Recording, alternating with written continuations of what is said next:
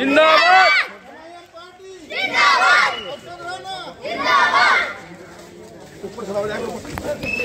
ये बताइए, इल्म की रोशनी में बात हो रही है क्योंकि मदरसे में बात हो रही है, जिम्मेदारी के साथ बात हो रही है। कोई भाषण देने की बात नहीं हो रही, कोई तकरीर करने की बात नहीं हो रही। सिर्फ अगर बात करने आया हूं तो आपसे एक ईमान की और एक जज्बात की, एक मोहब्बत की, एक पैगाम की, उस भाईचारे की जो सर समाज के साथ मिलकर हमारे सुद्दीन ओवैसी जब कहते हैं कि इस देश में जो बाबा साहब भीमराव अम्बेडकर ने लोकतंत्र में आजादी दी थी, उसी आजादी की लड़ाई आज असदुद्दीन ओवैसी अगर लड़ रहा है तो कोई गुनाह नहीं कर रहा है साथी। बहुत बढ़िया। सम्मानित साथियों, हम सबके लिए खड़े हैं, हम सबके साथ चलने के लिए तैयार हैं, हम सबको अपनाने के लिए तैयार है, हम सबको सीने से लगाने के तैयार है।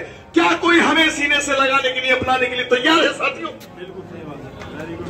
अरे जो लोग अपना दावा करते हैं कि आज मैं जिसको सिंबल दे दूंगा वही विधायक बन जाएगा, वही एमपी बन जाएगा। साथियों, मैं पूछना चाहता हूं कि मीरापुर विधानसभा में मात्र 90 वोट है उस आदमी की, सिर्फ मात्र 90 वोटों पर वो वहां लखनऊ में बैठकर दावे कर रहा है और आप यहां पर कबूल कर रहे हो।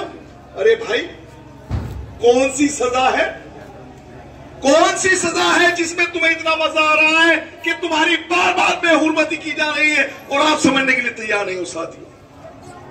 ये चुनाव कोई सरकारें बदलने का चुनाव नहीं है, ये चुनाव कोई सल्तनतें बदलने का चुनाव नहीं है, ये कोई विधायक बनाने का चुनाव नहीं है, ये कोई मंत्री बनाने का चुनाव नहीं है। ये चुनाव अपनी इज्जत अफजाई के लिए लड़ा जाएगा साथियों। कम से कम इस चुनाव में ये दिखा दो कि अगर असदुद्दीन ओवैसी के साथ में ये जो ठग बंधन करो फिर रहे हैं, अगर गठबंधन नहीं करेंगे तो मुसलमान और सब समाज के लोग जो सेकुलरता की बात करते हैं वो इन लोगों को कबूल नहीं करेंगे साथियों।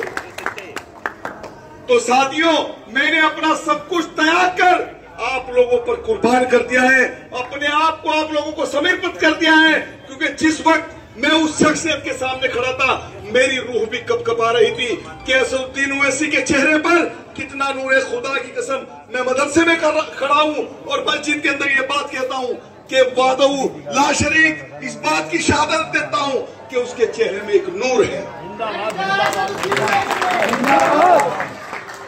क्या हमारे अंदर ऐसी कौन सी खामियां पैदा हो गई कि हम अपने रास्ते से भटक गए, अपनी राह को भूल गए। अरे हजरत उमर फारूक रज़ियल्लाहु ताला अन्हु ने राजनीति की है साथियों। मैं आपको बताता हूं कि वही उमर फारूक था जो तलवार लेकर घूम रहा था, लेकिन जब अल्लाह ने हिदायत दी और काम लिया तो उमर फारूक आजम ने कह दिया कि अजान जो है मक्के में दी जाएगी और बुलंद आवाज में दी जाएगी। तो क्या हम भूल जाएंगे उस मोहम्मद के उम्मती हैं हम, जिस मोहम्मद के सदके में दुनिया बसी है?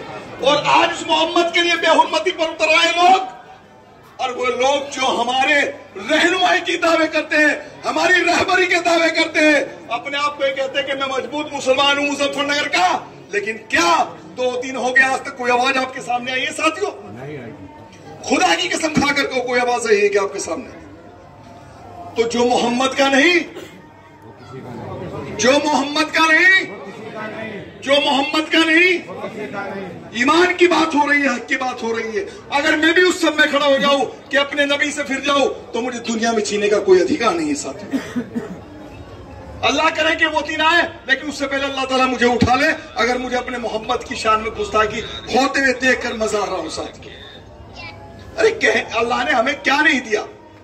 आज मजदूरी कर रहे हैं, बच्चों को पाल रहे हैं, किसी के घर के कोठी बंगलों को अपने घर में लाने की कोशिश ना कर रहे हैं। अगर आज अरशद राना गाड़ी में आ रहा है, ये गाड़ी आपकी नहीं है साथियों।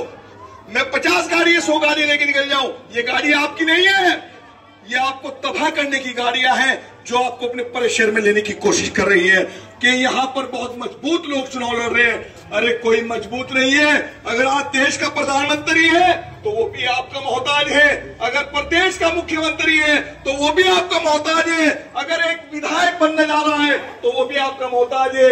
आपकी वोट की जो वोट है ऐसी चोट है साथियों, जो लोकतंत्र में आपको आजादी है तो इंशाअल्लाह की बार उड़ा दो पतंग दाम में गद्दार बांधकर, और जो भी आपको आसाई सब करती से जाए पता तो कैसे अगर मीरापुर विधानसभा से 1.5 लाख वोट और प्लस जो सर समाज की राजनीति करते हैं, जो इस लोकतंत्र की बात करते हैं, जो लोकतंत्र को बचाने की बात करते हैं।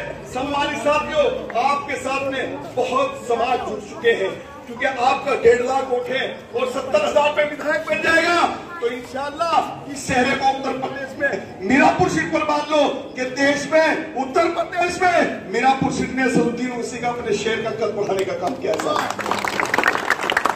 तो साथियों, बात करने की बातें बहुत है, लेकिन मैं आपसे दरखास्त करने के लिए आया, मैं आपसे अपनी बात करने के लिए आया। मैं आपके पास सिर्फ ये पैगाम लेकर आया कि जिस शख्स ने मुझ पर यकीन किया है और आप लोगों पर यकीन किया है, उसके कोई ना कोई इंशाअल्लाह कायम रखेंगे भाई, इंशाअल्लाह भाई इंशाअल्लाह कायम रखेंगे भाई, इंशाअल्लाह भाई इंशाअल्लाह कायम रखेंगे भाई, इंशाअल्लाह। देखो अल्लाह को बीच में लेके वादा हो रहा है ना। मैं देखो 1 साल 1.5 साल में सुनाऊं माइक, 1 साल 1.5 साल में हमारे भाई की आवाज की जरूरत है माइक।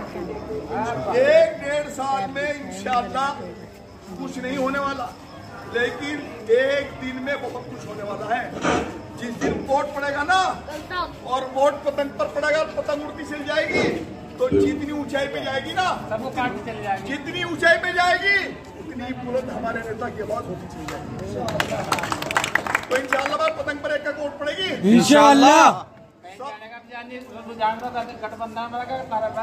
आपको मैं एक बात बता देना चाहता हूँ, मैं भी आपके साथ आ रहा हूँ। आप मुझे खूबी बताइए, आप मुझे खूबी बताइए, मैं भी आपके साथ आने के लिए तैयार हूँ। मैं कलम का सिपाही हूँ, मेरा खुद का अखबार है, मेरा खुद का चैनल है, लेकिन जब मैंने सर्वे किया मैंने देखा, अरे यार कहाँ भटक रहे हो। इज्जत अपने घर में मिलेगी और जब अपने घर में इज्जत होगी तो इंशाल्लाह दूसरे भी इज्जत करेंगे।